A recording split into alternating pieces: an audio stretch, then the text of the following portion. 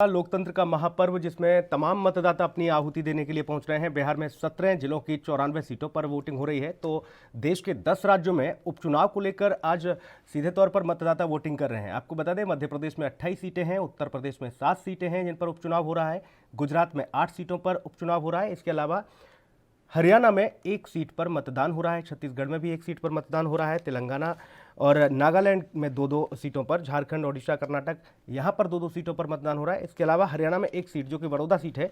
सीधे तौर पर आपको बता दें, इस बड़ौदा सीट के क्या कुछ समीकरण है, सीधा रुख करेंगे। विनीत कपूर हमारे सहयोगी तमाम अपडेट के साथ मौजूद हैं। विनीत, आज वोटिंग हो रही है और 200 से ज़्यादा पोलिंग बूथ तैयार किए गए हैं बड़ौदा विधानसभा के लिए। क्या कुछ समीकरण है यहाँ पर? बिल्कुल सोनील, देखिए सीधे तौर पर अगर बड़ौदा उपचुनाव की बात करें तो यहाँ पर जो समीकरण बनते नजर आ रहे हैं, कहीं ना कहीं कई पार्टियों के जो दिग्गज नेता हैं उनकी साख यहाँ पर दांव पर लगी नजर आ रही है, क्योंकि 280 पोलिंग बूथ यहाँ पर तैनात किए गए हैं, जिनमें से तकरीबन 336 पोलिंग पार्टियां यहाँ पर चुनाव करवाती नजर आ रही हैं। 1,80,000 से ज्यादा मतदाता जो हैं वो यहाँ पर आज अपने मत का प्रयोग करते हुए नजर आएंगे। लोकतंत्र का महापर्व है और इस लोकतंत्र के महापर्व के अंदर 3 पॉलिटिकल पार्टियों की बात करें, जिसमें जेजेपी बीजेपी गठबंधन की बात करें, इंडियन नेशनल लोकदल की बात करें या फिर कांग्रेस की बात करें, इनके जो दिग्गज नेता हैं इनकी सीधे तौर पर साख का सवाल ये चुनाव बनता हुआ नजर आ रहा है। क्योंकि जहां बीजेपी और जेजेपी विकास के नाम पर चुनाव लड़ती नजर आ रही है, तकरीबन 1 साल बीजेपी जेजेपी को सत्ता में गठबंधन के साथ सरकार बनाए हो चुका है, तो ऐसे में उनके लिए अग्नि परीक्षा है ये चुनाव की विकास के एजेंडे को लेकर जिस तरह से बीजेपी चुनाव मैदान में उतरी है, तो क्या उनको बड़ौदा की जनता जो है वो तवज्जो दे पाती है? क्योंकि एक बड़ा सवाल है कि बड़ौदा जो है वो कांग्रेस और एनएलओ का गढ़ रहा है। यहाँ पर 6 बार पिछले चुनाव जो हैं कांग्रेस जीतती नजर आई है और ऐसे में एनएलओ जो है वो 6 बार चुनाव जीतती हुई नजर आई है, लेकिन भाजपा का इस सीट पर आज तक खाता खुलता नजर नहीं आया। इसी वजह से भाजपा ने योगेश्वर दत्त, जो कि पहलवान हैं और कहीं ना कहीं एक अच्छे खिलाड़ी हैं, नाम है उनका, उनको चुनाव मैदान में उतारने का फैसला लिया। लेकिन दूसरी तरफ अगर कांग्रेस की बात करें, इंदुराज नरवाल जो हैं वो योगेश्वर दत्त को यहां पर पूरी चुनौती देते हुए नजर आ रहे हैं, क्योंकि यहां पर इस वक्त अगर भूपेंद्र सिंह हुड्डा या फिर दीपेंद्र हुड्डा, जो कि कांग्रेस के एक प्रतिष्ठित चेहरा है हरियाणा के अंदर, उनकी बात करें, वो इंदुराज नरवाल के लिए पूरी तरह से अपने आप को कहीं ना कहीं इस चुनाव प्रचार में झोंकते हुए नजर आए। और ये कहीं ना कहीं उनकी भी साख का सवाल है, क्योंकि हुड्डा की अगुवाई में ये चुनाव होता हुआ नजर आ रहा है। और अगर यहां पर कांग्रेस को जीत मिलती है तो आने वाले समय में बीजेपी और जेजेपी की जो मुश्किलें हैं वो बढ़ सकती हैं, क्योंकि यही चुनाव आने वाले 4 साल की दशा और दिशा जो है वो भी निर्धारित करने वाला होगा। इसके अलावा एनएलओ पार्टी की बात करें, हालांकि जो कह सकते हैं जेजेपी के गठन के बाद एनएलओ जो है हाशिए पर आती नजर आ रही थी, लेकिन पिछले 1 साल से जिस तरह से अभय सिंह चौटाला की बात करें, एनएलओ सुप्रीमो ओम प्रकाश चौटाला की बात करें, वो लगातार जनता के बीच में गए, तो वो कहीं ना कहीं अपना खोया जनाधार जुटाने की कवायद में जुटे हुए हैं। जोगिंदर मलिक उनके पुराने उम्मीदवार हैं, उनको चुनाव मैदान में उतारा गया है और मलिक जो हैं एक जाट चेहरा भी हैं। और यहां पर एनएलओ सुप्रीमो जिस तरह से लगातार अपने प्रत्याशी के लिए प्रचार करते भी नजर आए, अभय सिंह चौटाला अपने प्रत्याशी के लिए प्रचार करते हुए नजर आए, तो ऐसे में समीकरण जो है वो यहां पर त्रिकोणा मुकाबला बनाते हुए नजर आ रहे हैं। इसके अलावा अगर हम बीजेपी से बागी हुए राजकुमार सैनी की बात करें, वो चुनाव मैदान में हैं, वो भी कहीं ना कहीं अपने खेमे को मजबूत करने की कवायद शुरू कर चुके हैं। तो ऐसे में कई बड़े उम्मीदवार चुनाव मैदान में है, कई बड़े दिग्गज नेता चुनाव मैदान में है। और अगर हम भाजपा की बात करें तो भाजपा के तो सभी के सभी कैबिनेट मंत्री, जेजेपी की बात करें उनके सभी के सभी दिग्गज नेता जो हैं वो चुनाव प्रचार में। लेकिन बड़ा दिलचस्प है विनीत, बड़ा दिलचस्प है इस बार का ये उपचुनाव, वो इस लिहाज से भी कि देखिए जेजेपी और बीजेपी की सरकार है हरियाणा में और दोनों ही पार्टियों ने अपने अपने प्रत्याशी उतार दिए हैं। अब कौन किसके लिए वोट मांगेगा ये भी बड़ा सवाल है। बीजेपी अपने लिए वोट मांगेगी, जेजेपी अपने लिए वोट मांगेगी। देखिए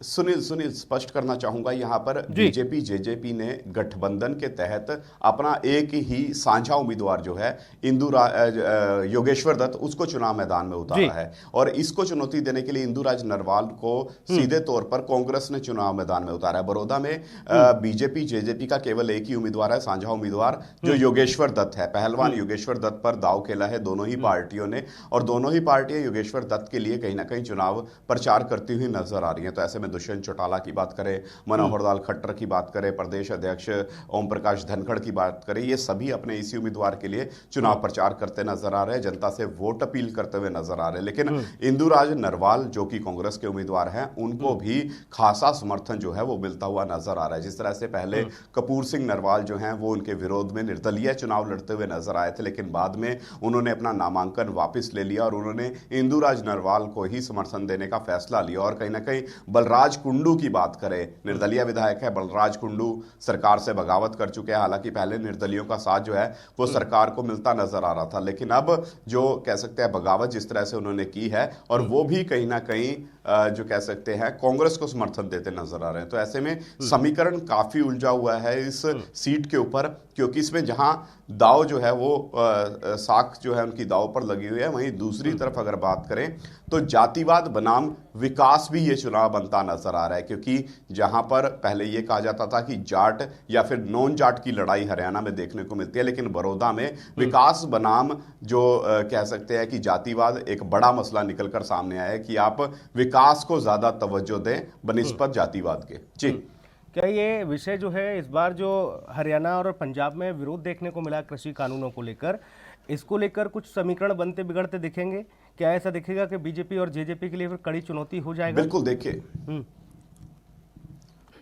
देखिए कई बड़े मसले इन चुनावों में निकलकर सामने आए हैं। कृषि कानूनों को लेकर लगातार हरियाणा के अंदर विरोध होता हुआ नजर आ रहा है। और अगर इस बड़ौदा सीट की बात करें तो अभी तक बड़ौदा एक ऐसी जगह है, सोनीपत की अगर बात कर ले, सोनीपत लोकसभा सीट एक ऐसी जगह है जहां पर बीजेपी को इतना अच्छा खासा रिस्पॉन्स मिलता हुआ नजर नहीं आया। हालांकि पिछले चुनाव में जरूर सोनीपत जो शहरी सीट है वहां से कविता जैन को जिताकर लोगों ने विधानसभा भेजा था, कैबिनेट मंत्री भी रही। लेकिन उसके बाद जो ये पिछले चुनाव हुए इसमें कविता जैन को भी कहीं ना कहीं लोगों ने पटकनी देने का काम किया और उनको चुनाव में बड़ी हार का सामना करना पड़ा। तो ऐसे में सोनीपत लोकसभा सीट की बात करें वो बीजेपी के लिए कोई अच्छा सबक नहीं बनती हुई नजर आई है। तो ऐसे में जरूर इस बार ये समीकरण जो है यहां पर भी प्रभाव डालते हुए नजर आएंगे। शायद इसी वजह से लगातार किसानों की बात की जा रही है, लगातार मनोहर सरकार कह रही है कि हमने किसानों को राहत देने का काम किया, लगातार मनोहर सरकार ये कहती नजर आ रही है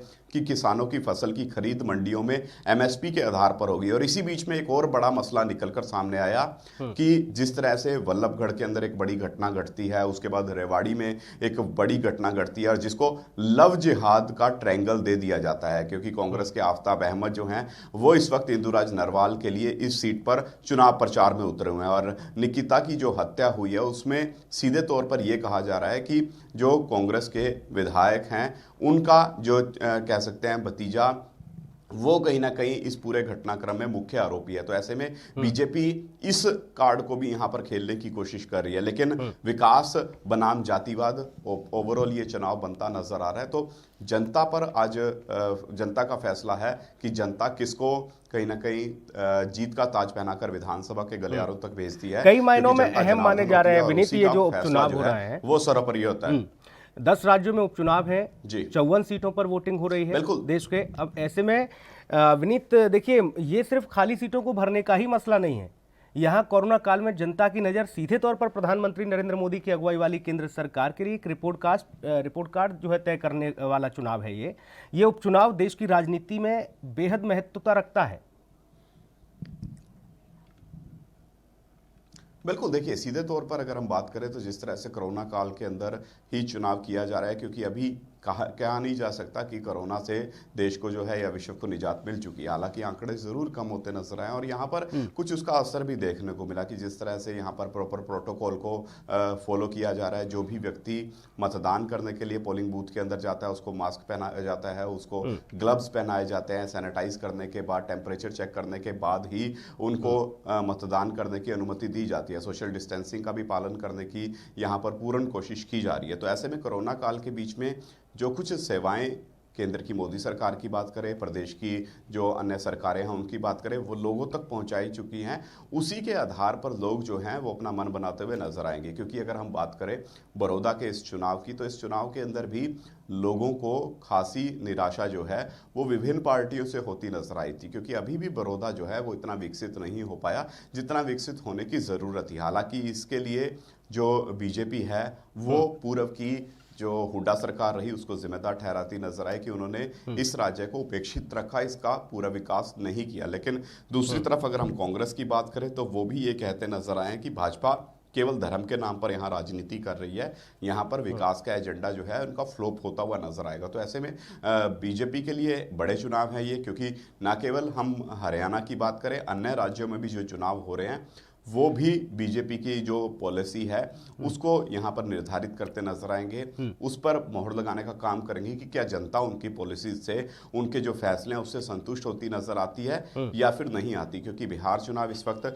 एक बड़ा बीजेपी के लिए साख का सवाल बना हुआ है। जिस तरह से अपनी पूरी ताकत जो है वो बीजेपी ने इन चुनाव में झोंक दी, लेकिन वहां की जनता क्या बीजेपी के साथ जाती है या फिर अन्य पार्टियों को समर्थन देती है, ये एक बड़ा सवाल है। इसी तरह का हालात जो हैं वो हरियाणा में देखने को मिल रहे हैं। हालांकि हरियाणा उपचुनाव की बात करें तो इसका सत्ता पर कोई ज्यादा प्रभाव पड़ता नजर नहीं आएगा, क्योंकि अभी भी भाजपा के पास 40 विधायक है और अगर भाजपा ये चुनाव हार भी जाती है तो उस पर कोई ज्यादा प्रभाव नहीं पड़ेगा, क्योंकि पहले ही ये सीट कांग्रेस के खाते में थी। कांग्रेस के जो कह सकते हैं श्री कृष्ण हुड्डा जिनका देहवास हो गया था, वो इस चुनाव में जीतते हुए नजर आए थे। हालांकि उस समय जीत का अंतर जो था वो 5000 या फिर 5000 से ज्यादा 5500 वोटों का ही अंतर था। और बीजेपी को कहीं ना कहीं यहां पर आश्वासन है कि जेजेपी का साथ मिलने के बाद वो ये 5-5.5 के अंतर को कहीं ना कहीं प्राप्त कर सकते हैं। लेकिन अभी जनता के हाथ में वोट की ताकत है और जनता आज अपनी उसी ताकत का यहां पर परिचय देती हुई नजर आएगी। जी विनीत, समीकरणों की अगर बात की जाए, तमाम सियासी गणितों की बात की जाए बड़ौदा सीट का, तो यहाँ क्या ये परंपरागत सीट रही किसी पर्टिकुलर पार्टी की, कांग्रेस या बीजेपी, या फिर यहाँ पर हर बार चुनाव में समीकरण बदलते रहे? देखिए, परंपरागत सीट ही इसको कहा जा सकता है। एनएलओ और कांग्रेस का गढ़ मानी जाती है ये सीट। अगर इस सीट की हिस्ट्री की बात करें तो 6 बार यहाँ पर इंडियन नेशनल लोकदल का प्रत्याशी जो है वो जीत दर्ज कर चुका है। इसी तरह से अगर कांग्रेस के प्रत्याशी की बात करें, लगातार 6 बार वो दर्ज यहाँ पर जीत कर चुका है। इसके अलावा किसी भी पार्टी के उम्मीदवार को यहाँ पर ना तो समर्थन मिलता नजर आया, ना ही उन्होंने जीत का चेहरा देखा। केवल कांग्रेस और आईएनएलडी का परचम ही यहाँ पर फहराता हुआ नजर आया। इसी वजह से कहीं ना कहीं इसको परंपरागत सीट कहा जा सकता है। और अगर हम पिछले काफी चुनाव की बात करें तो सोनीपत लोकसभा सीट, यहाँ की जो 7 विधानसभा सीटें हैं, वहां पर कांग्रेस का ज्यादा वजूद देखने को मिला बनिस्बत बीजेपी की बात करें या फिर आईएनएलडी की बात करें। हालांकि ये वो सीट है जहां से पिछले जो चुनाव हुए थे उसमें कविता जैन, जो कि पूर्व की मनोहर सरकार के बीच में कैबिनेट मंत्री थी, वो चुनाव हारती हुई नजर आई हैं। तो ऐसे में सोनीपत एक बड़ा विषय है बीजेपी के लिए कि यहां पर अगर बीजेपी को जीत मिलती है तो फिर अन्य जगहों पर भी बीजेपी जो है वो और ज्यादा मजबूत होती नजर आएगी। और सबसे बड़ा सवाल है कि गठबंधन क्या वाकई में ही लोगों को रास आ रहा है, क्योंकि 1 साल हो चुका है जेजेपी बीजेपी गठबंधन को हुए, सत्ता में आए हुए। तो ऐसे में 1 साल में क्या ये गठबंधन सरकार जो है जनता की उम्मीदों पर खरी उतरी है, ये चुनाव कहीं ना कहीं ये भी तय करता हुआ नजर आएगा। जी बिल्कुल, जाहिर तौर पर विनीत ये पता चल जाएगा कि आखिरकार क्या वाकई में जनता इस समायोजन को समझ पा रही है, क्या जनता वाकई में से कबूल कर रही है गठबंधन को, जेजेपी और बीजेपी का।